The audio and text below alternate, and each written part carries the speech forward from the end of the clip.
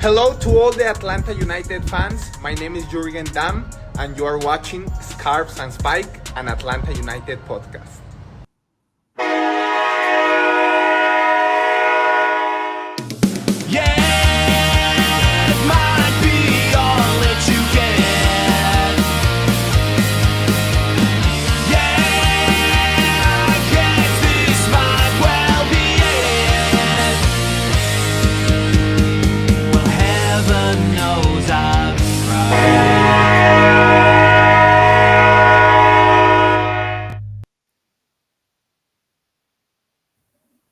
What is going on, everybody? It is another episode of Scarves and Spikes. Tyler Pilgrim here alongside Ache, Henry Higuita. Yep. What's going on? It's all good, man. I mean, it's a weird week because it's a slow week. I feel like we've had just a flood of news in the past few weeks and so much anticipation over DP signings and whether they're going to be available for, preseason or the openers or whatever. And like, this is the one week where we're just like, there's nothing going on really quite yet. Until now. Until literally right as we hit the go live button. Yep. And I dropped it. I sent it over to you. Atlanta United has released a little teaser video. Perfect timing. Probably not going to play it on the show. Definitely want them to get their visitors, their viewership, everything from it. As if, people aren't going to go watch it. They don't need us to show it, but, don't exit out of the show to go watch it, but they did drop a teaser for the new kit. And this is definitely going to be, we've already had a bunch drop today. Over the next couple of days, you're going to see kits get dropped left and right. We've already probably seen all of them from leaks, but it is that time of year now to where you get to go see the real ones just in time for Valentine's Day. So there you go. All right. So we have a busy show. Tommy will be here with us in a little bit. He was stuck in the winter storm on some icy roads on the way home. So he's coming in hot or cold and had to take a minute to get himself ready. So we're going to dive into some stuff. Colonel had a really good question that he asked us on Twitter. So me and Henry will talk about that.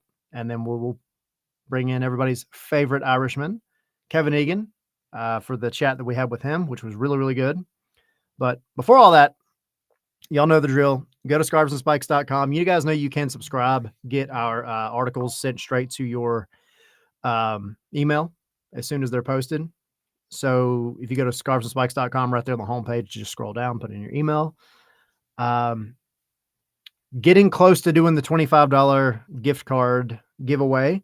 So to enter that, if you're not aware, you just need to go to your favorite podcatcher, type in Scarves and Spikes, find our new audio feed. It'll have all the ones that, have our MLS Monday show, which if you're not watching that, definitely go check it out. We'll cover the entire league on Monday, obviously. It has that show. It has our normal Wednesday show. But subscribe on your podcatcher of choice. Take a screenshot and share that screenshot. Tag us on social media, and that will enter you into a chance to win a $25 gift card. So that is one promo out of the way.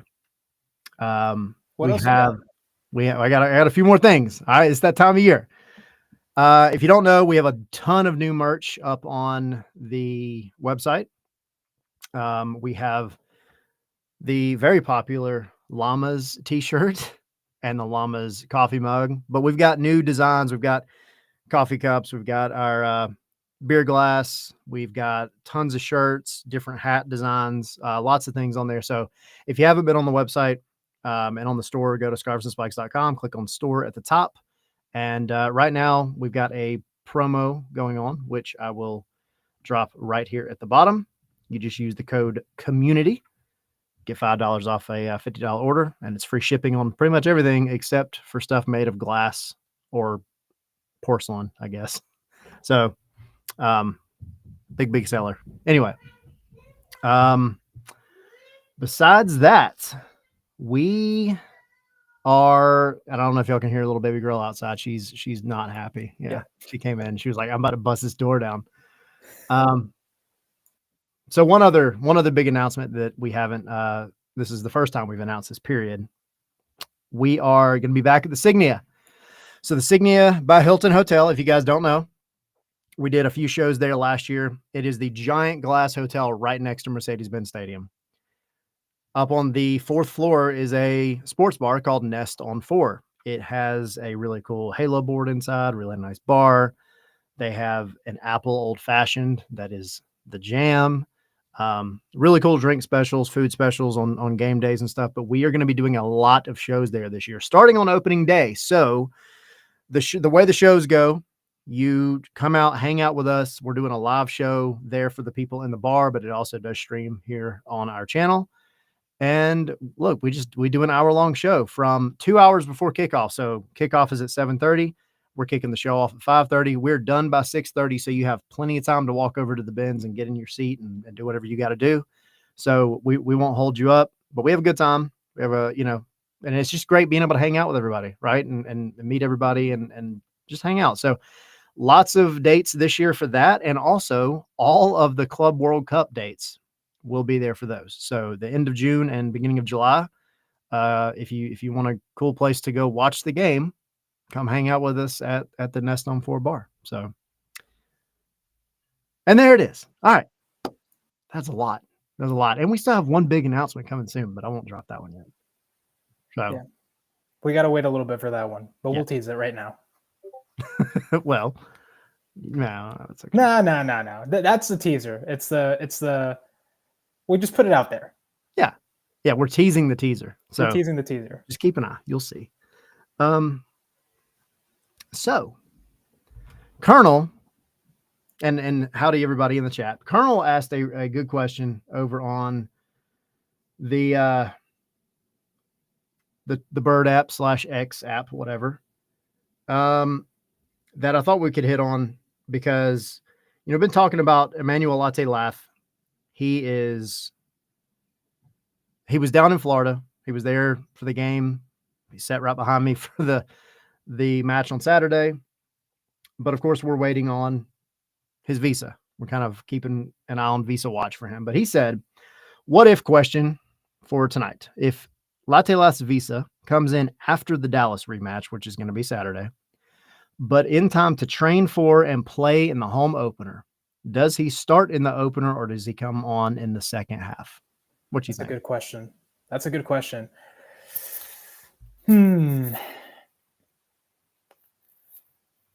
I would say it depends a little bit on when in the week that visa gets there. Because if the visa gets there like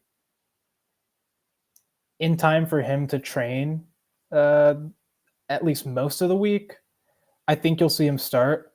Because it's not like he's cold. Like he was playing with Middlesbrough literally right up until the transfer happened, and to the chagrin of Atlanta United fans.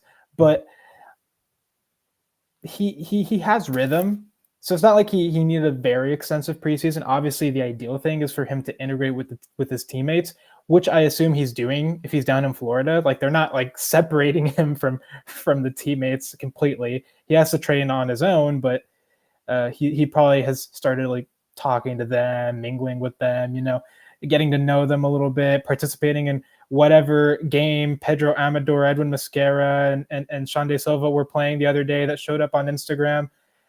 Do not even ask me to describe it. I don't know what was happening. But yeah, weird.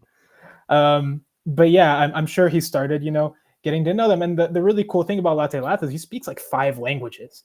Yeah. So he can communicate with pretty much anyone on the roster right now. And that bodes very well for him integrating relatively quickly. I mean, look, it's no secret how he's going to play. He is a speed demon. The dude is going to the whole point is for him to run, to go, just like put the ball in space for him, have him run in behind and just, finish the way that he knows how to finish. So it doesn't take a genius to figure out how to play like that. So as long as he keeps doing pretty much what he was doing in Middlesbrough, there's nothing much else that he has to adapt to. So yeah, I think if he gets it early in the week, he probably starts. if he gets it, say like Thursday or Friday, which I highly doubt it'll go that late, but if they do get it that late, he probably would be a second half sub, which isn't the worst idea either. I think Togashi or Tiare could hold it down for at least, the 45, 50, 60 minutes until Latte Lath comes on. But yeah, I would expect them at the opener to at least have a few minutes. I agree. Loxy saying in the chat, Wilfred Zaha got his over in the Carolinas, got his a couple of days ago.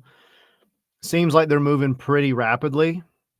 To directly answer Colonel's question, I think he starts that match.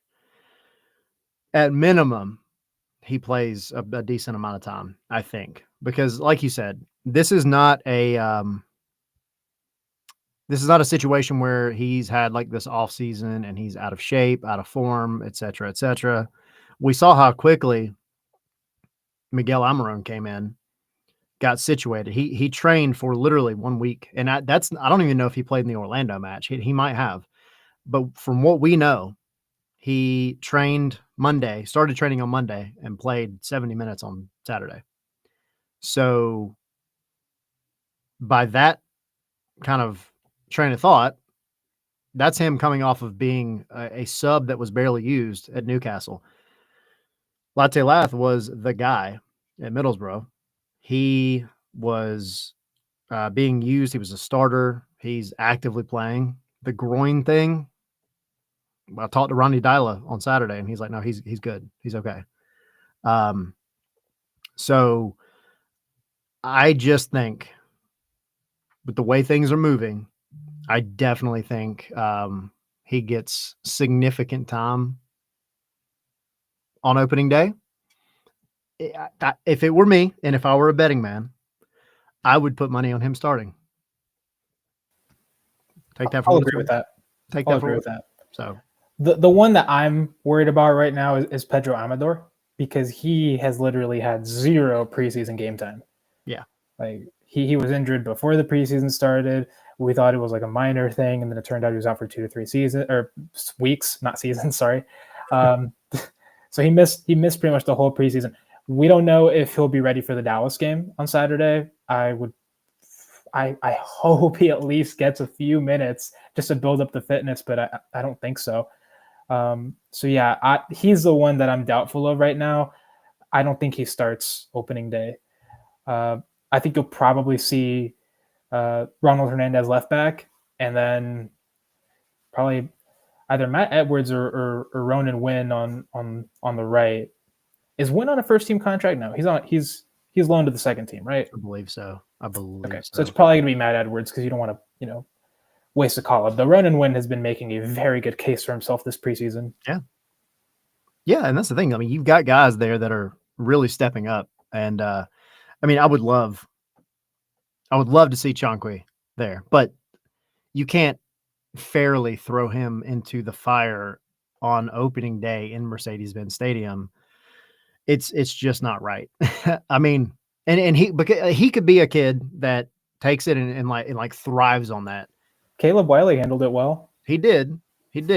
George Bello did too. He did. You're absolutely right. Like, in that left back university has a thing, but you just never know. You never know. And Pedro, I guess the biggest saving grace for him is just simply the fact that he came in from the summer last year as a free agent and just was like, I'm going to play soccer and I'm going to make myself the best left back in the league instantly. So yeah. And like what T-Pek's saying, the GOAT doesn't need preseason. Pedro's already ready. And some guys are like that. Some guys just pick it right back up and they go. You just don't know until it happens, but it'll definitely be an interesting. I think that's going to be the biggest question mark come February 22nd. Because I just have a feeling Latte Lath is there. I do. I think so too. I'm with you in that. My concern is just with Pedro, and even though he showed his quality last season when he joined, I'd still be concerned about putting out a defender who has not really built up the fitness, and who is, I don't want to say a step behind, but physically, yeah, he's a step behind because he hasn't had the same amount of game time of that as the rest of the team and the opponents, most likely. So he could find it hard to catch up. He wouldn't be able to play significant minutes anyways. So we'll see how it goes, but he's the one that I'm highly doubtful for on next Saturday. Next Saturday. That's crazy that the season's about to start. That's crazy. So we got lots to talk about. We're gonna kick off this Kevin Egan interview, and y'all know Kevin. It's a great interview, great time, great energy, very informative as usual.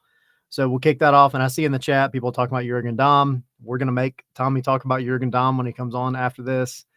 As far as the game today, we're gonna talk about the game today as much as we know about it because of the streaming issues, and plenty of other stuff to talk about. So I see y'all in the chat. Y'all drop questions. We'll try to get to as many as we can. We'll cover as much as we can.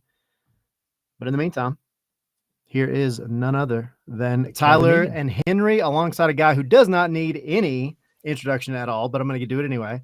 That is Kevin Egan. What's going on, man? Gents, absolute pleasure to join you. Exciting time of the year, huh? Dude, it's palpable how exciting it is right now, and it's such a far cry from like the end of the regular season last year for Atlanta United. It's wild. Where should the vibes be right now, guys, for Atlanta United? Like through the roof. Because there's been exciting preseasons in the past. There's been momentum in the past in preseason. You know, even in the hindsight preseason era, like there was real momentum and optimism. But it feels like this season has far surpassed that so far in the preseason. Miggy was like, you know, I mean, take away who he is as far as an excellent winger, you know, top tier winger in MLS. He's already done it here. He goes to the Premier League. But from a PR standpoint, that is a way to get the fans back on board. And that has done it and then some. Yeah, no, totally agree. And for me with Miggy, it's about the performances on the field for sure. But for me, what he brings off the field is as important, if not more important. That infectious smile, that enthusiasm for the game, that work rate that we know and love, you know, his ability to close down defenders and just get the crowd on their feet and bring them all into the game. He adds value beyond what he does with the ball at his feet, an awful lot of value. And he's so lovable, and he's had success here and considers this a second home. So it's great to see him home, and he returns here now as a father in a different stage in his life. And it's just a really cool chapter ahead, I think. Yeah, I'm super excited to have him back. And people that have been watching the show, I've been over the top about it. Like as a fan, not writing for the team or anything like that, but as a fan, like, how do you not love Miguel Almiron? Like, and then also got to give a shout out because the Paraguayan peach, like the whole call that you had, man, that is like embedded in Atlanta United lore. That's got to make a comeback, right, Kevin? I mean, I'm in studio now, Henry. So you have to find the way, man. You have to get yourself on the call for a game. That's up to the other guys. But that was one of my favorite nights as a human being. Forget as a commentator or broadcaster or whatever else. That was so much fun. My wife was at Bobby Dodd Stadium that night. She traveled in. It was my birthday on the night. My brother surprised me later that night with his now wife. You know, the rain delay, the audio goes, the fans take over, Tata gets sent off, Andrew Carlton makes his debut, Miguel scores a hat-trick, Gressel scores 2, battered Houston. And that was the one night that I felt, okay, there were a couple of nights before this, like the Chicago afternoon game when Atlanta hit 4 against the Fire. But that was the night that you really thought Atlanta United arrived tonight in a major way. And Joseph Martinez wasn't there, remember. He was injured for all of this. But Miguel took over. And now, just to take this forward to today, Miguel Almiron comes back. I would argue a better footballer than he was then. Maybe a slightly different player, but I would think a better player given all he's been conditioned by in the Premier League. He comes back to an attack that, look, I know it's a big statement, but the pieces around him could very well be much better than they were in 17 and 18. If you take Joseph and Latte Lat's a record signing, but if he can produce half of what Joseph did, he's going to be an incredible signing. And then Miranchuk and Saba Lobjanidze.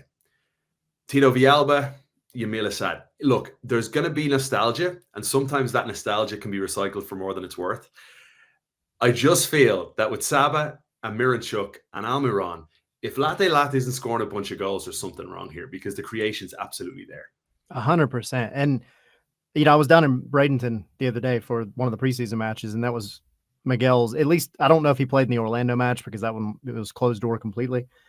But seeing him back out on the pitch, and I think that's been a little bit of maybe the hesitancy that I've been trying to just like hammer home. Don't let, the negativity of maybe some rough seasons, rob you from being excited about Miggy being back on top of all the other things. And seeing him out there on the pitch the other day, that man has not lost a step at all. No, I don't think so. Where's your excitement at, Henry? I'm excited about everything that's happened this offseason. I mean, like you said, I think arguably this is the biggest offseason this team has had in terms of just the investment that's been made, in terms of the changes. This is a completely different Atlanta United than the one that, exited the playoffs in November after that Cinderella run. So, yeah, you got a new head coach, you got a new chief soccer officer, and you've got two new star players. Well, technically, one of them is new, another one's coming back. But yeah, I think I'm excited about all of that. Kevin, I wanted to ask you, you mentioned that Miggy comes back as a different player. From your point of view, what's different about him? What's changed? Well, he played through the center at Atlanta United. He was given a free role in many ways. He could do what he wanted. He could drop deep. He could break the lines. He could drift to the right or left. Tata gave him that license. At Newcastle United, he was much more of an out-and-out winger. And I'm really curious to see when the big game comes along and Miranchuk, he's your classy, classic 10 in a way. Almiron's not. So will Miguel be pushed to the side? And I say pushed to the side like it's a negative, and it's not. I'm just curious to know how those two are going to coexist. He is a different player. He's had a lot more injuries than he had while at Atlanta United. I say per game injury. He had a lot more at Newcastle. Can he stay fit? He's now in his 30s. Happy birthday to him yesterday. Yeah. 31 yesterday, right? So he's in his 30s. He's had some injuries. Can he stay fully fit? If the pace is affected by those injuries, how else does he impact the game beyond that piercing pace that we all witnessed in 17 and 18? So that's probably where he's a little bit different. Just simply that he's aged. He's 6 years on from where he was, which is wild to think that was 6 years ago. No, dude. The club. It just seems crazy. We've had COVID. We've had all these different transitional moments within the club since then. Lots of players have come and gone and never got a chance to play with Miguel Almiron, and here he is back at the club again. I think he'll be a different player, but he'll still bring that infectious enthusiasm. He'll bring that smile. He'll get the fans on their feet, and he'll remind Atlanta United fans why they fell in love with this team. He is that spark. Joseph was as well. It's Miguel and Joseph are 1 and 2 as the two greatest players in Atlanta United history. So now, back with Bragazan again. I'm excited to see it. I mean, the attack is going to be electric, guys. Then you get to the back six, say, right? The goalkeeper, the back four, and your six. Because I'm not worried about clicking midfield is going to be tremendous. I think he's going to provide a lot more attacking opportunities than maybe a lot of people are thinking with the other front four. Is Slish going to be that guy? I don't think he was in 2024, but most players aren't when they join a league like MLS the first year. So with a preseason behind him, he came in with a decent sized transfer fee from Poland. Now let's be having you. Let's see you at your very best. And then the back four, I still have major question marks here with the back four. Gregersson's got to try and stay fit. Williams has had injuries himself. He's a year on now. Abram has never truly stepped up to be the player that I expected that he would be. Brooks Lennon's coming back off a major injury, and Amador has been tremendous. The back four, if they can click, I think Guzan is more determined to have another stellar year than ever before. He loves when you write him off. Just write off Brad, come back stronger than ever. And I'm intrigued to just see it all tied together by Ronnie Dyla. Brad doesn't have Liam Curran there like he's had for years. It's just an intriguing setup right now with the brand new head coach too. Yeah, and I think I actually had Slish pegged as my most improved player this year. So I'm glad you brought Slish up. But that pairing kind of him and Click, now he's got a fellow. Tyler, just on that, let's go back to that just for, if you don't mind, for a quick Yeah. Most improved because he started slow, because I don't think he was anywhere near the standard I expected at the beginning. And that's asking a lot when you join a team. He joined mid-season, right? No, he was in the beginning of the season. Beginning of the year, excuse me, sorry. So I just never felt we saw a commanding dominant player who passes the ball and sets up transitional moments for the team, but wins the ball back and is that warrior on the field. I didn't see that, but sure enough, like you say, toward the end of the season, obviously scores the winning goal at Miami, played a key role, but I still want to see a little bit more from him. And an awful lot's going to be asked of him if it's Click in midfield with him, who's a little bit further on in age and who's not really known for covering every blade of grass. I think Slish has a big role in front of him. And if it's not him, I think a Johnny Fortune will step in and do a really, really good job. And there'll be other competition there too.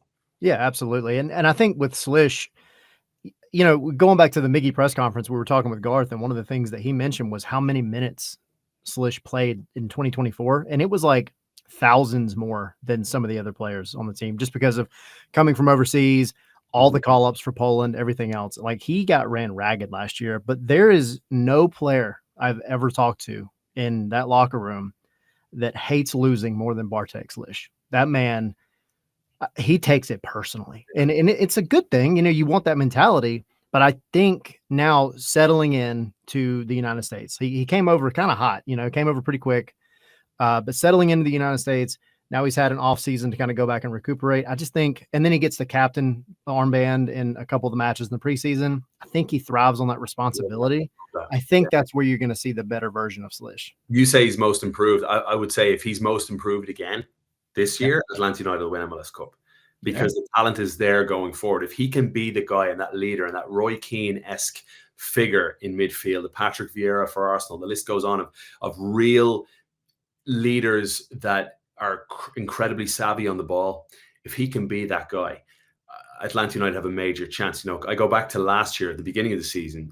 Gonzalo Pineda and I were chatting, and I asked him about Slish, and he said when he first shook his hand, he said, "Hey, first game season, eh? Columbus?" And Gonzalo was like, "Yes, Columbus." He goes, "Champions? They beat us in playoffs?" And Gonzalo said, "Yes, that's right." He goes, "Revenge, huh? Revenge." And he was pumped up about that. So I love that mentality. Now I want to see more on the field. And if you step into that leadership role with that attack, man, Atlanta have a major chance, guys, when you consider the landscape in MLS. Sorry to go off on a tangent here, but LA Galaxy, I feel, could nearly fall off a cliff with what we've seen from Ricky Puig is going to miss significant time this season. Joveljic traded to Sporting Kansas City. Paintsill now to miss significant time at the beginning of the season, probably 6 to 8 weeks as reported. That's a Galaxy side then without 3 of their 4 best players, if you put Peck in that conversation as well. LAFC have a lot of question marks around that team heading in this year. A lot of reliance on Giroud that didn't pay off last year. Over in the East, Miami with Mascherano, I think, is just going to be blockbuster no matter what. Messi's 30, June, Suarez 38. This team is older and with a coach who's in his first year as a club head coach. Obviously, Columbus. Think about Columbus here for a second. You lose a player like Cucho Hernandez. How do you go about replacing a guy like Cucho, who's just been that good? Christian Ramirez goes to the Galaxy as well. Major question marks around Cincinnati too, with Lucho set to leave the club. So Atlanta have a huge opportunity here in 2025.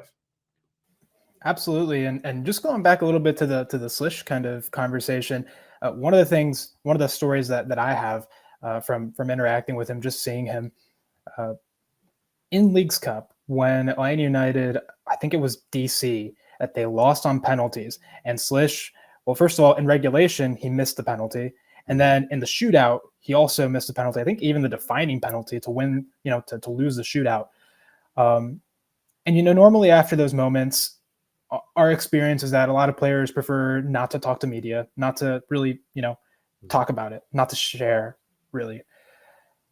He did. You know, he stepped out there and he took a couple questions from us. He was devastated. But you could tell in him that he's like a genuine competitor, and he has, you know, that spirit that day he said he promised. He's like, "I promise we are going to make the playoffs."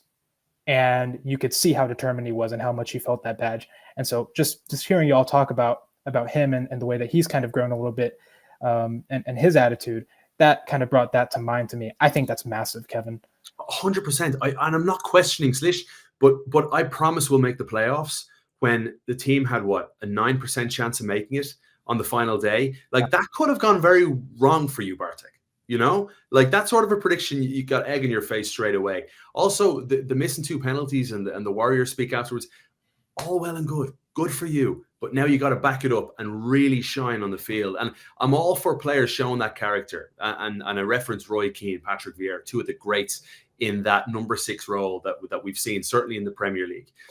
There's been some wonderful ones, obviously, here in Major League Soccer as well. I get to work with a couple this year in Ozzie Alonso and Dax McCarty. But now it's about backing it up on the field. Now it's about showing those performances week in, week out, because an awful lot is going to be on his shoulders in that role, I think, to protect a back four that has questions around that back four as well, and make sure that you're that guy. Remember how good Darlington Nagbe was in transition at finding Tito Villalba, who in turn found Joseph Martinez or Miguel Almiron. Like, Darlington had that eye, and he didn't need to go to the media and say, well, I'm going to do this and I'm going to do that, or we're going to make the playoffs. He just did it. So it's important that players obviously do your talking, sure, but go and back it up as well. And I also wanted to talk, now that we were talking about most improved players, there are a handful of young players that are now, seeing a few minutes in preseason that had their first taste of MLS experience last year. Among those, for example, Noah Cobb at center back, Luke Brennan, even in Dominic Chankwi, who, even though he's not on the first team roster right yet, he's played a few minutes this preseason. We've got some of these young players that are looking to kind of make their mark this upcoming season. And Ronnie Deila has even spoken very highly of them. What do you think about these guys? Have you kind of seen any of their play, how they've been developing? Yeah, there's 3 names probably come to mind. Certainly Noah Cobb. I think he's set to see much more action this year. And I think we'll see a much more mature, bigger, stronger Noah Cobb. He's still so young. Noah's still, 18, 19? He's still a teenager. Luke Brennan he's that buzzer that I love. He's exciting. Like when he gets on the ball, something happens with Luke Brennan. And I really like Will Riley. I think Will Riley's one of these players that has a trajectory to last a long time as a professional because of just the way he is as a young pro. I know I spoke with his father I went out to an Atlanta United 2 game and had a good chat with his dad one time on the way in. And there's a mature nature about him. He's a good passer, a solid head. And sometimes, the gap between the really talented but the really professional can be quite stark at times. And when you mix both of those, talent with the pro nature that Will Riley has, I think he could be a really good player. So those are the 3. I love watching Luke Brennan, though. He's someone that when he gets on the ball, I really want to see what happens because something magic could happen.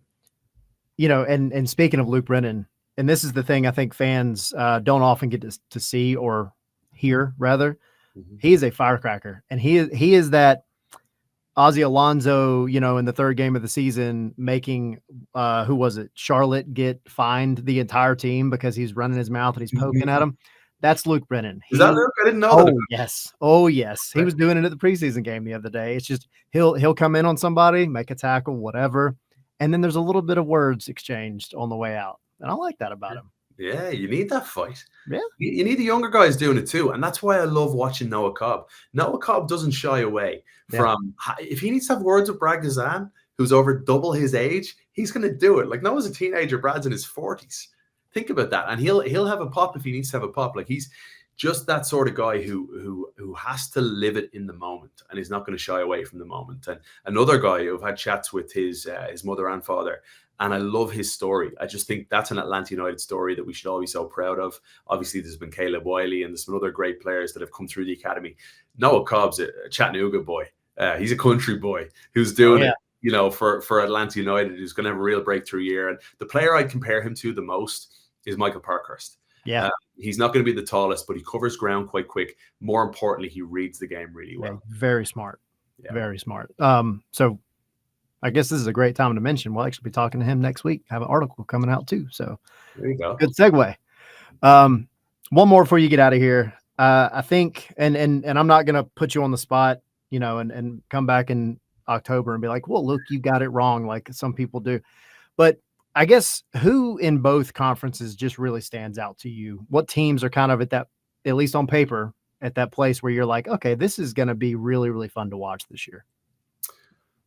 Well, there's no question. Look, whether you like it or not, whether you can't stand Messi, or it doesn't matter. Miami are blockbuster. Miami are absolutely blockbuster, and each and every week, I look forward to watching them. I'm thankful I get to host MLS 360 on MLS Season Pass on Apple TV, and I'll be hosting Wrap Up straight after the Sunday night soccer game, or designated match of the week at 7 p.m. Eastern time. So at 9 o'clock, we'll be coming on with Wrap Up, and you can be sure that we're not going to do a very quick highlight of Miami. Miami will feature on that show, and deservedly so, given that they broke the points record last year. So Miami must watch. Massively intrigued to see what Wilfred Nancy can do. If Nancy can coach his way out of this situation, when you lose two of the three-headed monster from up front last year, I mean, come on. I love Wilfred Nancy already, but this is a tough blow for him in the weeks leading up to the season to lose Cucho and Ramirez. Nagby a year on now in age as well, getting toward the end of his career. I think Atlanta United obviously will be great, and I really think Charlotte are going to push on this year to a new level. I think Charlotte will be challenging for top 4 in the East, and my my under the radar pick for Golden Boot is Ajiman, because I think with Zaha, with Pep Biel, with Lila Bada, like, they've got real talent in behind Patrick Ajiman, who looks like his confidence has reached a new level. So he's big, he's strong, he's had interest from over in the Championship. And I think Patrick Ajiman's going to score a lot of goals. So Atlanta and Charlotte, that rivalry is going to take another step this year, I would think, given the quality. And out west, for me, all eyes on San Diego at the beginning, because elsewhere in California, everything is really interesting. The Galaxy champions, LAFC, have had the spotlight shifted away from downtown Los Angeles and over to Carson. They'll be furious because since they arrived into the league, LAFC have pretty much dominated LA Galaxy in terms of national and international interest. And LA Galaxy have been the franchise for Major League Soccer since the beginning. So that's been a big change. But then LA Galaxy go and win it in 2024. Elsewhere, San Jose Earthquakes, Bruce Arena, Chicho Arango, Joseph Martinez. Give me cameras in that locker room. 100%.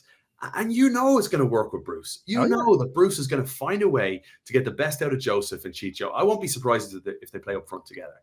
Yeah. And I won't be surprised if they bring in another really attack-minded, creative midfielder to go along with the talents that they already have. I just think they're a side that are absolutely going to make the playoffs, probably top 4 for me, and are going to create an awful lot of headlines given the way they're going to play. Preach it. I'm excited about the season. As far as the changes to MLS, you kind of mentioned it, but Sunday night, you guys are going to have kind of a special thing for that Sunday night game, and then you'll be doing the normal 360 stuff with the crew as well, right? Yeah, 360. We welcome Dax to the team too. Yeah. Myself and Dax and our wives and kids, we went hiking up the Kennesaw Mountain the other day. Oh, that's cool. And, just for a catch up, we were chatting shop while the girls were talking, the kids were running hills. And he's so excited to get stuck in now in this new world. And he feels so lucky to leave a playing career, 19 seasons in the league, and just transition immediately into a studio role. So he's feeling blessed. He's raring to go. He's prepping like crazy. And I've no doubt that he's going to be a big hit in the studio. So Brad, Sasha, Dax, Kaylin, and myself will be in studio every week. And 360's going all the way to the end of the West Coast games, and then Sunday night I'm excited to get a bit of a run up to do Wrap Up, because to take you behind the curtain, last year we finished 360 and I'd have about 15 minutes to then start Wrap Up. It was crazy because you haven't peed in 5 hours. You're running to the bathroom, but your producer's calling you being like, hey, I need time to run through the show. And you're like, oh, I'm going to the toilet. I gotta go, man. Yeah, you're running to meet the producer and he's saying, okay, we're doing this, here's we're moving this here. And you're thinking, okay, but you haven't had a chance to chat because 360's been on for 5 hours. So I'm excited to get a proper prep run at Wrap Up and hopefully create a really good show of record that lives for the week, that people can then, whether it's Sunday night live or Monday, Tuesday, Wednesday, join us and recap everything that's happened in the league. Super excited for it, man. We can't wait. Y'all got an amazing crew to do it. So I'm stoked, man. I can't wait to see it all come together. Yeah, it's such an honor. It really is. I'm excited as well. Thanks so much for having me, guys. And Henry, great pleasure meeting you for a first time. Keep up the great work. Thank you. Thanks for coming on, and hopefully I get to meet you in person sometime. Yes, please. Love that. Kevin Egan, everybody. Appreciate it.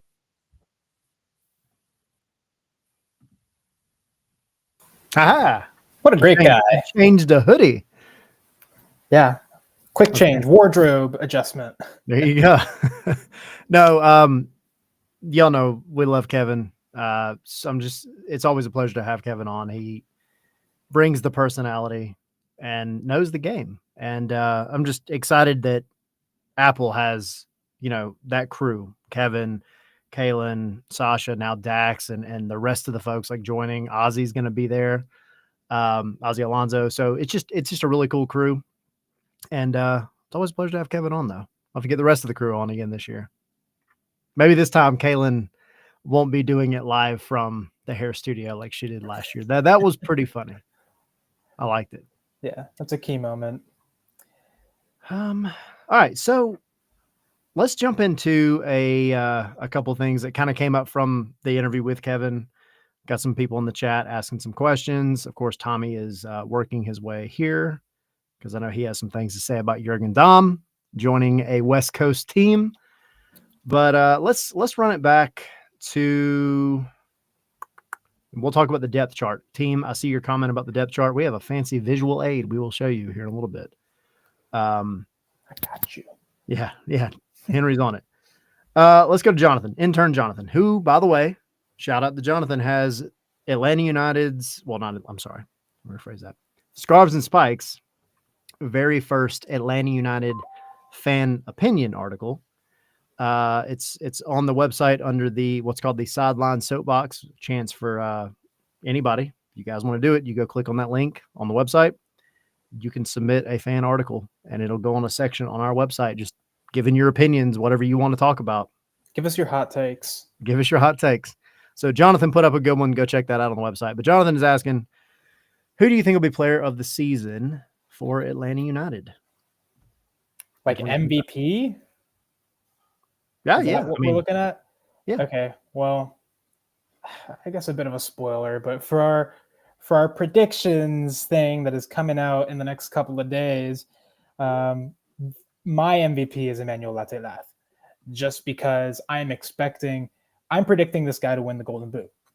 He is quality. He is exactly what Atlanta United needs. We've talked extensively about him already, but speed kills. Atlanta's game plan is all about speed, moving the ball quickly, and Latelath is the guy that spearheads that. He's the guy that will get the ball, will make the run to get the ball behind lines, and then we'll finish it off. He is. I know I saw a comment from someone was like, "Well, Jurgen Damm's whole thing was speed." Well, yeah, but this is speed plus the other things you need in the equation. He also had the first touch of a rhinoceros. So no offense, Jurgen, but so like, dude, look at Latelath's highlights. He's got the feet, he's got the touch, he's got the shot on him, he's got the intelligence to round the goalkeeper. Some of his finishes actually remind me of Joseph, the way he would roll the ball, take the step to the side, beat the goalkeeper, and just finish easily.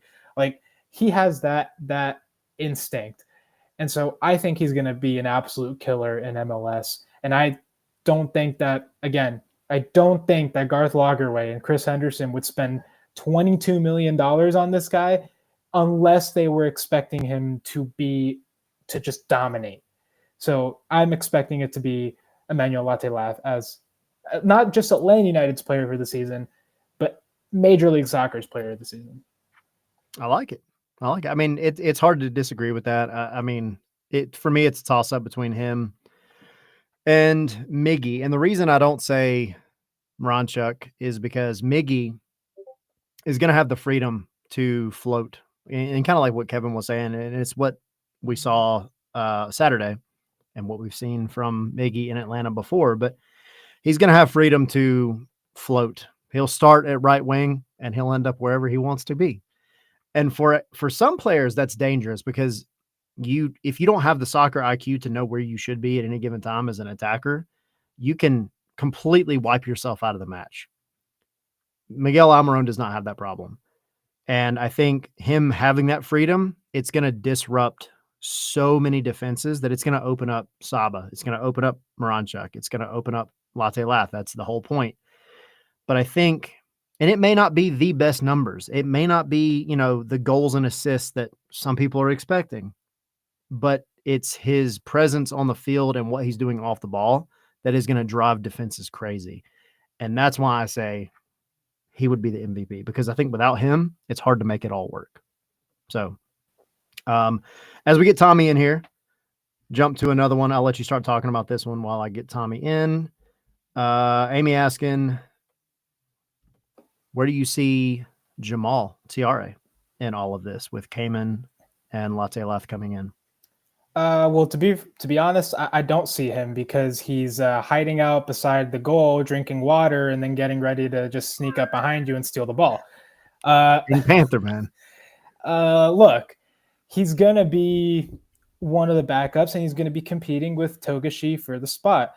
It's hard for me to say right now that one has it over the other.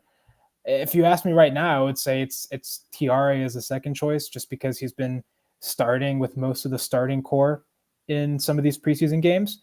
But I think Togashi is an interesting guy, because what I saw from him, especially in Birmingham, was a player that really liked to make the early runs and was like begging for someone to play him the ball. And so many times those runs went unrewarded, but he still made them, right? And he was just a fighter, and he was, he was good to, it was good to watch. And then he has a good finish on him too. So I think he's gonna be sneakily good.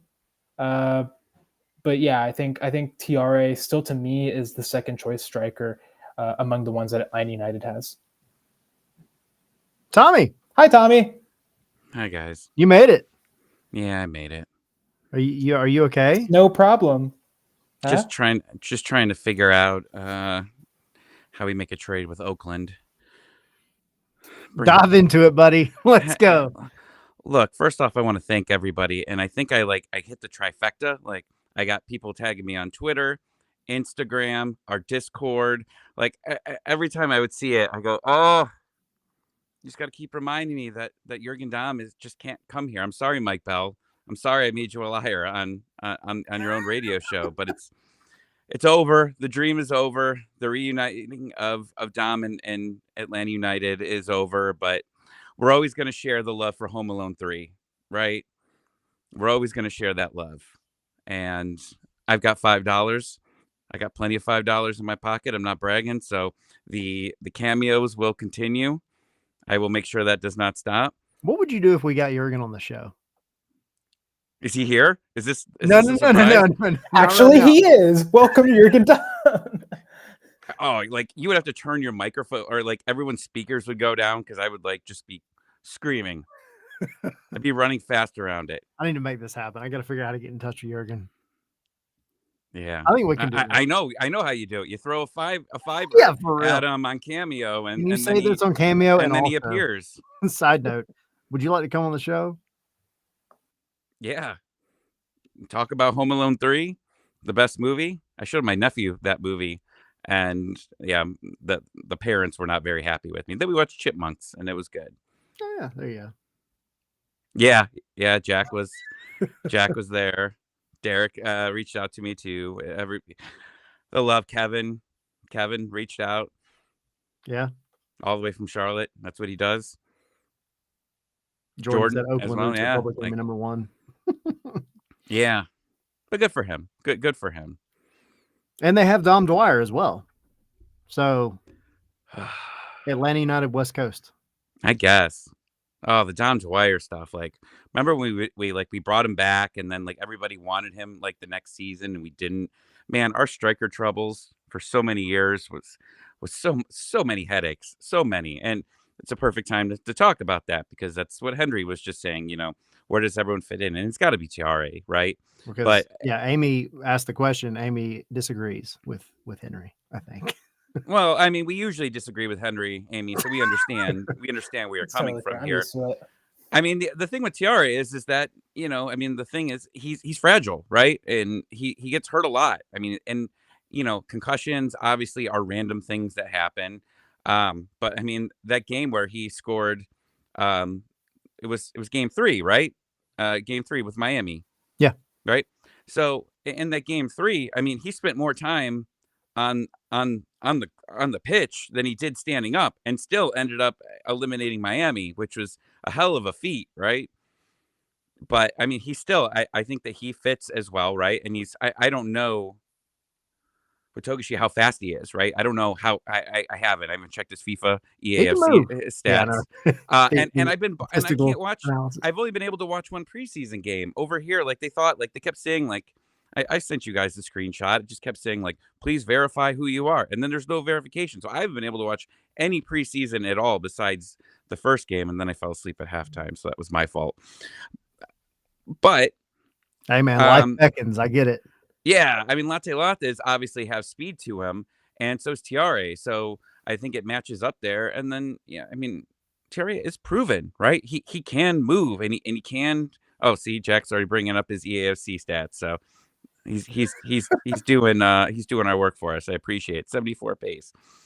But I'm excited. But you're going to need depth, right? No one stays healthy. Not everyone's going to be healthy all the time. And I think you guys talked about it earlier. But I mean, Loth is coming off. I mean, he's been playing, right? The guy's going to need a break here and there. I mean, he's been playing games. It's a long season. We're going all the way. If we go to MLS Cup, it's going all the way till December. So the guy's going to need breaks, right? And that's why you got three. You got three there. You're gonna have to take advantage of it, and you're gonna need contributions for everybody as well. But like you were saying, it's not just on the striker, right? You've got Almiron, you've got Saba, who is my player to watch. And I don't know what next week's our previews and everything like that. But I mean, yeah, Saba had a good year, but his XG, obviously he underperformed on it, right? And a lot of it was real close, post, just wide, and then maybe a few of them were real wide, but uh, it's not all on him because once the summer passed, it was him. It was all Saba. It had to be Saba and Rios and Tiare, and that's a lot of pressure on one or two guys here. He's not going to have to be the guy in this offense here, but you absolutely love what you have now on both wings. And I'm excited to see what Silva becomes because Silva's obviously still here. There's been no buyouts. Can Silva be that guy off the bench, right? Like we talk about Mascara all the time, and Mascara's still here too. So you obviously have him as well. I mean, you've got some good depth here, and we've talked about that throughout the years, right? And I think we've talked ourselves into it, a few of them, saying, oh, this team has great depth going into the year. And the depth was just kind of meh, right? It wasn't there. But now we've got a lot of guys that have proven, right? And what can Ronnie get out of Silva? What can he get out of Mascara? Right? I mean, those guys. I mean, Silva has been very inconsistent, right? Even that half season where he was either really on or he was really off. Mascara, I mean, he's always causes chaos here, but he hasn't been fantastic. Can he be consistent, right? Can you raise his value? Because people saying, are we going to sell him? Are we going to put him on loan? There was interest last year. I don't know. And John Day is going to get sold. I mean, I don't know. Have you guys heard anything? I don't know if I've seen any rumors of it. I haven't seen anything on him. Yeah, I mean, you look at them and you see. I mean, obviously you have the summer window, and then you have your two buyouts. So if all of a sudden a player becomes available in the summer, or you need a position, or they're just not doing great, go get yourself another wing and just cut them. Like, this team can't afford to use both buyouts, and Home Depot is not going to shut down, right? Like Mercedes-Benz is going to have to shut down a couple of their stands because we had to buy out a guy, right? You buy out both of them together, and that's like a tenth of what you bought out Matt Ryan for. So it's not a worry at all here. You have so much room in the summer, which is what it's making me excited about this. And that's what the second buyout I've been saying has been important since the last when they brought it up last year, was you now have so much room that you can evaluate this team through the first half and then figure it out from there what you need, and you've got the room, right? We're not in salary cap hell anymore, and it's prove it. Like it's proven. You've had what are the preseason winners, or one of the preseason winners, right? I think Cincinnati had a real good preseason, it all of a sudden came together real quick. Yeah, but right. So they're the late preseason winner there, but it's exciting that we were able to do what we can, and we still have room to bring more players on. Yeah, so I think to piggyback on that, and the people are talking about Sean De Silva. I want to hit on that really quick. Going back to Jamal Tiare, I asked Jamal at the preseason game after the match on Saturday, and I just kind of was like, "Hey, what does having Miggy here do for you? Like, how does he help your game?" And he talked a little bit about, like his drive. He was getting a little frustrated because in a couple of preseason matches he hadn't scored yet. So of course he scored in that match off the free kick for Miranchuk, but he kind of touched on what Miggy brings is kind of what we've all been saying, that extra space that he has to operate. Like, people cannot be glued to Atlanta United's number 9 in the box, because if they are, they're going to get absolutely punished by a guy like Miggy and now Miranchuk, Saba, who you were talking about. I mean, and then even beyond that, Click, Slish is known to take a shot or two from outside the box occasionally if he gets space. So like it just, Miguel, and I'm not trying to make it about Miguel, but he kind of makes this whole thing be glued together, and it makes Tiare better. It makes Cayman Togashi better. It makes Latte Lath better. So that's going to be your group of starters. And then you go to Shande Silva. We saw him on Saturday, and I don't know what he did today, but on Saturday he played the final 20 minutes as another number 10, which we haven't really seen much. And Dyla told me and Doug after, this was kind of we have so much depth on that wing that I wanted to be able to use him in a different spot, because he does have the capability to play there. And I've seen some people kind of make comments about it, and they're like, is this going to end up like the Derek Etienne kind of thing that happened where they tried him as a 10 and then all of a sudden he was gone? I think you can look at it one of two ways. Silva is a talented enough player that he's going to push for time, but can he push for time over the talent that is in front of him right now? He hasn't done himself a ton of favors on that left wing. At least when you get a guy like Edwin out there, he may be a little up and down and clumsy at times, but he brings absolute speed. And I think Silva, the biggest thing that we're seeing with him is he just can't seem to get back that magic that he had when he first got here. So is this the last chance kind of for Silva to show like, hey, even if I have to be playing in a different position, even if I'm playing as a backup number 10, is that going to be good enough to get me the time that I want? Because I saw in the chat, Philip saying, well, that's not the comment actually, but that's a good question. But he said, I can see Silva, if he's not getting minutes, he'll want to leave. And it's valid. I mean, especially considering that he was on loan, won the spot because he did so well. They triggered the purchase, and then it just kind of went downhill from there.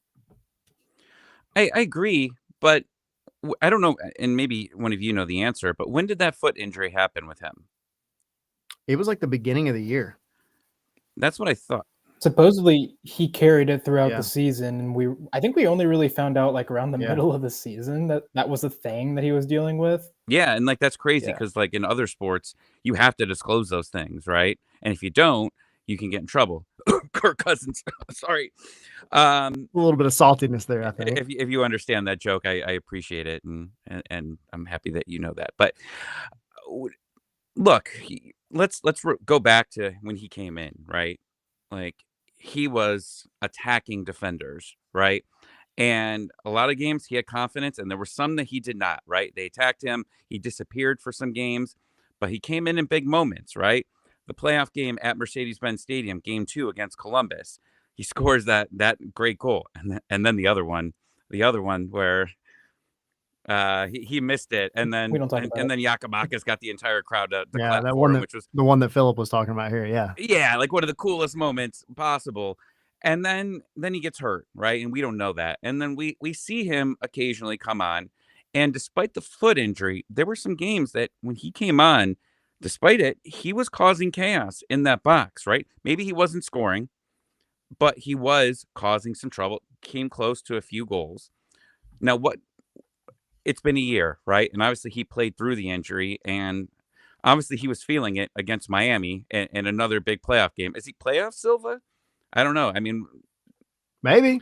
Maybe I he's mean, the playing with Miami Silva. one is always going to be a legendary moment, no matter what happens with Silva from here on I'm out. going to copyright that right now. And if next playoffs he scores another goal, then he's officially playoff Silva. 100%. But I mean, he has scored some great goals. But if he's healthy, what happens, right? All of a sudden, he's your super sub, right? I would take him over Mosquera at any point, right? I know Mosquera's got a little bit more, I think, speed than him, but still, I would take Silva. And we saw what he did. We saw that small sample size. He could do it, right? So I'm excited to see, even if it's a limited role coming in there. And then, obviously you're going to have call ups, and whether he gets called up or not, who knows? But still, he's one of those, like, not everybody's talking about all the main guys. Who's this kind of guy? Like Miranchuk, like, is another big one that, like you said, we're talking about. Like, people wanted him, like, people didn't want him gone, but like people were overreacting at the end of the season, right? People were like, this team sucks. We're not going to get better. We spent this much money on him, but he didn't have a lot of talent around him. Now he does. So like that's another big one. But again, like, everyone's talking about that. Let's talk about the bench. And Silva is the bench. And I am very excited to see what a 2025 looks for him if he stays here and he sees consistent time late in games, whether you're up or you're down. I think he's going to cause some problems. And yeah, he'll get some goals after the 80th minute. Well, obviously Sydney's very good at like making these. So like, Sydney, I'm saying this now. Just when he scores after the 80th minute, just post this every time. It'll be perfect, because that's what I see him doing, scoring after the 80th minute, either putting games away or scoring game winners. And Silva has the extra motivation. Look, his contract expires at the end of the year. Same thing with Mosquera. They both have option years for 26. And so other than just like the soccer aspect of it and, having a better time, they're motivated to perform. They're motivated to do much better in order to get those options triggered to, stay on, to be employed. You know what I'm saying? So yeah, I think you will see some improvement with them. I haven't been overly convinced with their preseason performance, but maybe Ronnie can, like someone was saying, like maybe Ronnie can work with them a little bit to bring out the best of their qualities in his system. We'll see, but they have to make comebacks, man. They have to be better. Look at Kevin. I can't believe 100% agree with Tommy. Kevin, we always agree on everything. Don't bring that negative energy here on a Wednesday. I also kind of wanted to touch on Miranchuk, and y'all mentioned him a little bit. He in preseason has looked increasingly better, in my opinion. Like, I know that people were expecting more out of the midseason DP signing that Atlanta United spent, what was it, like $13 million on? And look, Garth laid out the plan and said, this offseason, we are getting, players that can complement this guy's skill set. And what is his skill set? He is a through ball artist. So we're going to get players that can run in behind, that can, make the most of these through balls. And they did that with players that have pace. Miggy has tons and tons of pace. We know that from his ostrich runs back in 2017, 2018. Latte Lath, we just said it at the top of the show. He is a speed demon. He is a guy that runs. He is a guy that, will get to those balls. And then Saba time, man. You already know. So he's got more of a team built around him. And you've started to see him perform a little bit better. He had the... Whoa. You're good. Carry on. Saw my life flashing before my eyes. He had the assist on Saba's goal in the preseason game today against Cincinnati. We didn't see like the full clip, but it looks like he plays a pass that nutmegs a Cincinnati defender and goes right into the path of Saba. And those are the types of through balls that we're looking for from him. And building up to this game, like the Birmingham game, he several times he was trying to like get that ball over the top just right to fall for a runner. He's been trying that one out. And I turned and I said to Tyler, I'm like, when he gets that pass right, he is going to be crazy for this team. And I think he's getting there. And I think, the more he starts warming up and the more he plays with some of these new players that Atlanta's bringing in, the Latte Lab, bringing in, Miggy and get some more minutes with them, the better he's going to look. And that's why I'll give another spoiler for my predictions. He is going to be my top assister for Atlanta United this season. I like it. I mean, but that's what we've been saying for a while now. It felt like, because I think there were a few people out there that were very quick to write him off. And it's fair to say, like, he needed to do more. At the price that Atlanta brought him in on, he needed to do more. But we kept saying, and it wasn't as an excuse, but it was just, if he has the right players around him that are going to give him space, then that's where he's going to shine. And Garth, I was there talking with Garth at the Miggy press conference when he said about Alexi, what did you see? He said, what did you see last year with Alexi Miranchuk? It was no secret the type of through balls and passes that he can make. So whenever he received the ball, what happened? They would collapse in on him. He would have nowhere to go. He would have to pass the ball out of pressure, whether it was back, laterally, whatever. He just didn't have room to operate. And the example Garth used, we've hit on it a million times, is if they choose to do that with Miranchuk now, then you are leaving a guy like Miguel Almiron wide open to your own detriment. So, yeah, I mean, I think you're seeing a lot of that. And it's not even just that, though. Like, it feels like, and it's preseason, but it feels like he's kind of settled in a little bit. Like that, the free kick that he made for Jamal Tiare's header on Saturday was, and I don't know what it looked like on the stream, but it was, chef's kiss. And the angle that we had from it in the bleachers, there was nobody on that pitch except for Jamal Tiare that was getting to that ball. It was that on point. And that's what you expect out of a guy with that talent and, of course, with that price tag. But I'm excited about what he can bring. And it's nice to see him kind of building some confidence, because I think if he has confidence going into the season, then the entire league has something to worry about, because he isn't going to be the number 10 that sprints down the road and runs away from everybody. He's not necessarily the Almada that's going to dribble his way out of all kinds of traffic, but that man can put a ball on a dime. And with the rest of the guys around him, that's all you need. Well, and you talk about like excuses, but like, I mean, an example I think I used on Spaces last year was a few years ago, like Patrick Mahomes didn't have any like really talented receivers around him. They had a lot of young guys, and the team was struggling early on in that season was because he just didn't have the talented wide receivers there at that time. And then they had to go out and get some. And then all of a sudden his season went back up and going. And that's just how it is. Like it doesn't work that way. He can't make everybody superstars. You know what I mean? And maybe in basketball, you can definitely, help out some guys and increase their stock. Like Trae Young does that with his amazing passing. But it's still, they got to make the shot, right? If they don't make the shot, like Trae makes a crazy pass to someone, they're open for three and they completely miss it. It's not on Trae here. And that's one of the things is now he's got everything around him. This was the plan, right? And we said that early on, like he's coming in, but you have to have expectations for him. We were yelling about the talent on this team all season, and you can't have both, right? Like it's not just that he's a failure here. It's just he needs to get some people around him. And now they have. So if you want to say it's pressure or whatever, I don't know if it's pressure. It's just now the expectations are there, right? You've got to be, feeding these guys here. And you can, God, I mean, Henry, I don't know if I don't think you've shared the depth chart yet, but just looking at it as far as like the starters go, I mean, it's one of the most impressive starting lineups in the league.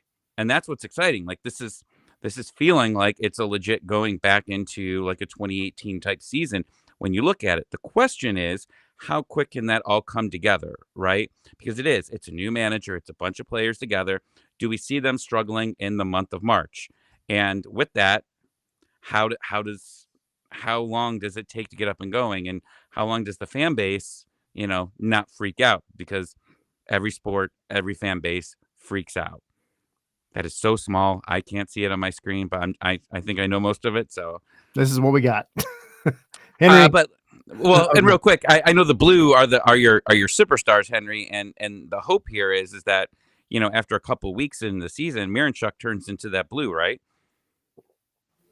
Yeah, the only reason I have him in the green is because last season he wasn't really convincing, but as we just talked about, he is seeing some improvement with the roster more built around him. And this being his second season in MLS, his first full season, he has now had a full preseason with his teammates. So I am expecting an improvement from him, and I do think he'll reach that blue. Like I said, I have him pegged as my top assister for Atlanta United this season. But for right now, I'm keeping him in the blue. Why are you circling Almiron? Seemed like the right thing to do. Okay.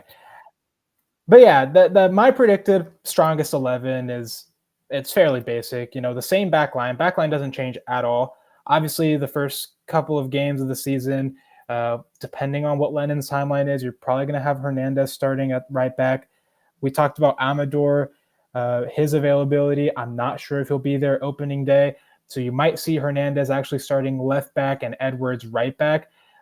Who is your fullback depth? I guess you bring up Dominic Chonqui or Ronan Wynn or something.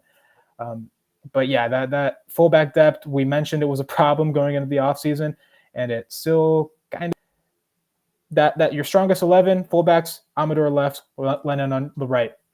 Looking at the center midfielder, it's the Polish midfield. You got Slish and Klich. Those are going to be your two. And as Kevin mentioned in that interview, we're going to look for Slish to grow. We're going to look for him to actually, take a hold of that true number 6 role, and to, if he has that market improvement with a more experienced midfielder right next to him, who is more of the ball progressor, who's more of the guy that's going to push forward a little bit more. Hopefully that helps him develop a little bit more and just be better. And then obviously you have your front four, Saba on the left wing, Miranchuk at the 10, Almiron at the right wing, and then Latte Lath is your striker. You're obviously expecting big things out of Latte Lath and Miggy. They're your two DPs. They're the guys that you've spent money on this offseason. You need them to produce. And I know Miggy can do it. I know Latte Lath can do it. It's just a matter of seeing them on the grass with this team. And yeah, I think this team is set up for success this season, but we have to wait and see. Yeah. And we're 10 days away, right? 10 days away from seeing a real game, seeing this team together. And that's what's just so damn exciting about all of this is getting to that point, right? And seeing how this all meshes. And I know you guys already talked about the Signia dates are already below there. Yeah. Hey, that's exciting. I mean, I'm going to be at one of them at least, but y'all come out opening day. Come hang out with me. I got one day. Not one day to live, but like one day to hang out. No. This went dark really quick. Well, if you go to the Hawks game on Sunday and you want to meet me up for a beer, I'll buy you a beer if you're at the Hawks game. There you go. But also come out at 5:30 on Saturday. 5:30, 6:30, right? Yep. Okay. I got a permission slip from my wife to go. We're staying at the Signia, so I'm gonna have beers up in the room ready. Come on down, hang out. Maybe we'll do something at Waffle House after. Oh, I mean, yeah. Prepare yourself. Hey, I'm on vacation. I'm bringing my children though. I am bringing the kids, so they'll see. My daughter wants to meet you, Henry. By the way. Really? Yeah, she said I need to meet Henry, so we'll have to introduce you to. There you go. Right. There you go. And maybe we'll do a video from Waffle House. Yeah, I don't know what we're gonna do. You have to learn your freaking hash brown order. Yeah, I know. I know. Whatever. It's gonna. We are gonna do a Waffle House episode. We talked about it in text today. We are gonna all go to our local Waffle Houses. We're gonna do that at some point this season. We are gonna do the watch-alongs. We still have those. So the Patreon, join us there. Again, the Discord, awesome. Bruno asked us if we were inviting to the room to drinks. I can have a hotel party. And if the Signia comes up to me, talk to Tyler. Yeah, I'll Talk take to that. Tyler. Hotel party. Yeah.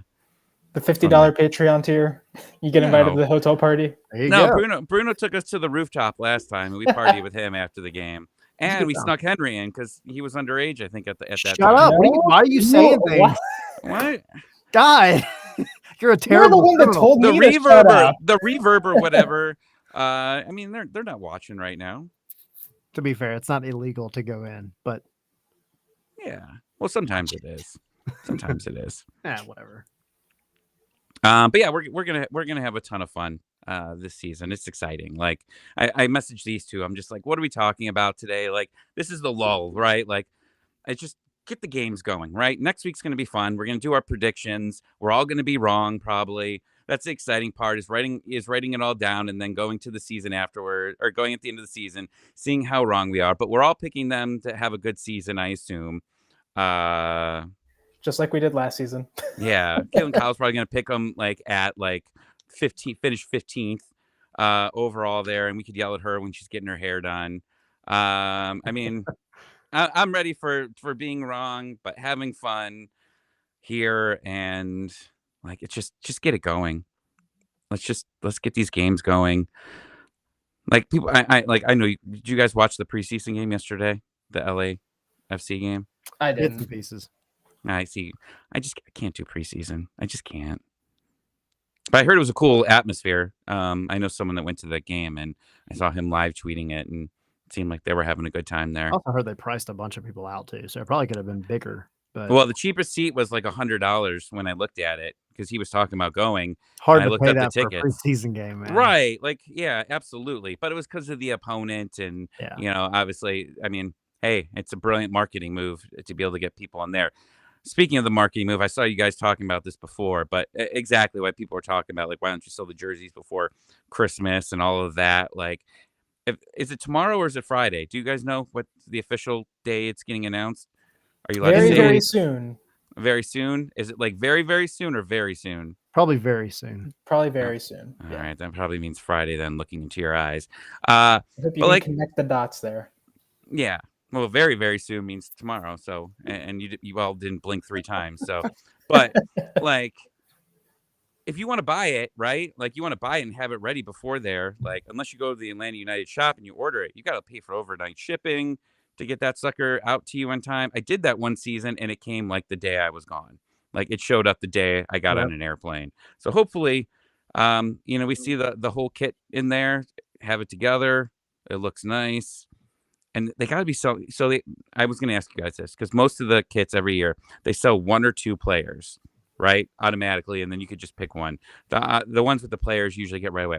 So what 2 players do you think, if you had to pick, which 2 players are they going to sell Miggy and automatically Saba? right out of it? Probably Miggy and Saba. Miggy and Saba? I just think, Miggy, it has to be Miggy, one of them. Oh, well, He's locked they're on. idiots if they do not. But I don't say Latte Latte because he hasn't played for Atlanta United yet. And so I think Saba has a little bit more significance in that regard. That's why I say Saba. Yeah. Yeah, it's hard to argue with that. I think the only other one that maybe would draw that kind of crazed interest, and I don't know that it would be through as many casual fans though, would be randomly Pedro Amador, because people love that guy. He had his own banner in Chattanooga, which I thought was really cool. People are excited about him, but I mean, Saba is, in a way, he is one of the faces of the franchise before Miggy came back and stuff like that. So I think it's hard to argue. I'll see that Vancouver's trying to steal Saba time. Dude, don't even get me started on that. That is freaking ridiculous. You stole it all. All you did was change one letter. I told you Vancouver's trash. I've been saying it for a whole year. And now you guys are finally just jumping on. Let me copy your homework. Yeah, but change a little bit so the teacher doesn't know. Yeah. That's what happened. Tommy's been like, yeah, they're garbage. And I'm like, man, why are we hating on that team randomly across the United States into another country? And now I finally see Tommy was onto something. Y'all stole it. The whole thing. The whole thing. You put up a thing. It literally said it's Sabi time. Are you kidding me? Are you freaking kidding me? That is insane, dude. That is like we have the Rolex and then dudes over here pawning fake Rolexes in the parking lot. That is ridiculous. I disapprove entirely. Freaking Vancouver, man. First, Kevin understands that I'm always right. Now Tyler, oh, what a day! And I I know, show up, dude, this and is I show up crazy. late. I show up late, and I win. I win this show. This is what happens. This is a great Wednesday. It's crazy. Absolutely Yeah. crazy. Everybody's asking, this is going to be a hard right turn. Everybody's asking about Marco Rui, or Mario Rui, whatever his name is, the 33-year-old left back, as people have referred to him. It's not happening. Not happening, guys. Not happening. Unless something changes like really, really quick. Don't expect that to be a thing. Zero Do stock. that again, Henry. Do it. That was pretty cool. It's not happening. Oh, was it the ASMR videos? Is it? I don't know. Like, well, you ruined it. I learned about those videos last year. I had no idea what they were. Absolutely never heard of them. Like this, a whole show like this. Yeah. We would get a whole different group of people subscribing. The $100 Patreon tier is just me recording videos like that. I saw an episode of Beavis and Butthead. I was watching like the new ones, and they had like a whole little area on it, and I was just dying. Just like they were like slowly slapping each other. He's like, "That feels real good, Butthead." He's like, "Stop whispering like that." It's great. Look up ASMR, Beavis and Butthead. I promise you, after this, you will not be disappointed. It is the funniest thing I think I saw in 2024. Oh, it was 2024? It wasn't even this year? I mean, it's only been like 5 weeks. Are you kidding me? January was like 16 weeks by itself. Oh man, I need MLS to get back. I need to get my brain off everything else in this world and just focus on soccer right now. We're Miguel Almiron days away. Yeah. I like it. Dad joke King Henry over here. Ache. But make your plans now. I asked these guys where the tailgating spot was for the season. I'm gonna go start over there, pregame over there, then head over to the Signia. So if you want to do that, go hang out with them, then come over to the Signia, hang out with us. And then we'll march together over to Mercedes-Benz, watch the announcement of Miguel Almiron, right? The official one where when they put his name up on that Halo board, it's gonna be insane, right? It is. And that's gonna get crazy. And then, Latte Loth, I heard you guys talking about that. He's gonna score 6 minutes in. Sydney, once again, record this, and we want to make sure that I have this prediction, my Miss Cleo prediction here, that's how it works. And yeah, it's gonna be a hell of a time. It's gonna be a hell of a season. I agree. I'm super excited. People keep going back to Mario Rui, C. Smith, asking why is it not happening? He's expensive, right? It's real expensive too. I mean, there's a few trains of thought here, but let's break it down really quick. This guy was making $3.5 million in Serie A, veteran of Serie A, mutually agrees to terminate the contract. So that tells you right there, there's some kind of something going on. He is a little bit past his prime. He's 33 years old. Oh man, I'm way past my prime then. Jeez. I know, man, for real, dude. That's how I feel. So it doesn't quite fit in that kind of group that we've seen Lagerwey want to go after. I mean, veteran, yes, but at this point in time, I don't think you're going to get a guy that was getting paid $3.5 million. You're not going to convince him to cross the Atlantic Ocean and basically be a backup to Pedro Almodovar and maybe Changqui the way he's progressing. He's just, and then consider how much money Atlanta United has spent. And I'm not talking about spending out the door. I'm talking about what they have room for. You would have to pay that guy so much money to make it work. I don't think Atlanta is going to have the capability within roster rules to pay him what they would have to pay him. You've been spending the past couple of seasons cleaning up the contracts, cleaning up these expensive contracts, and you don't want to start taking them on again. Yep. So just to put that in context, his contract what was it, Napoli he was at before? I think so, yeah. That was more than what Alexei Miranchuk is getting paid, according to the salary guide last season. So that's just too much money for a guy who you would be bringing in as a depth piece to Pedro Amador, because I don't think he would start over him. But and we didn't think Pedro Amador was going to be a starter, right? We thought Yeah. he was just a short-term type thing to Backup. bring in here, and he was going to be the backup next year. And now, obviously, it's proven, they were able to do it, and they're finding cheap options, right? Cheaper, younger options that are good for our cap, right? Where we were going out signing guys, and paying them a lot of money, and it was hurting us, right? Being able to find this legit depth that we're finding now. And everyone's like, oh, it's Pedro. Like, people were seeing his name and looking at his stats and everything and going, okay, whatever. They just brought in this. And then it turned around real quick. So Garth has proven, short term here, that a lot of these pieces that he finds where everyone's like, who the hell is this guy? They're working out. They're working out pretty well here.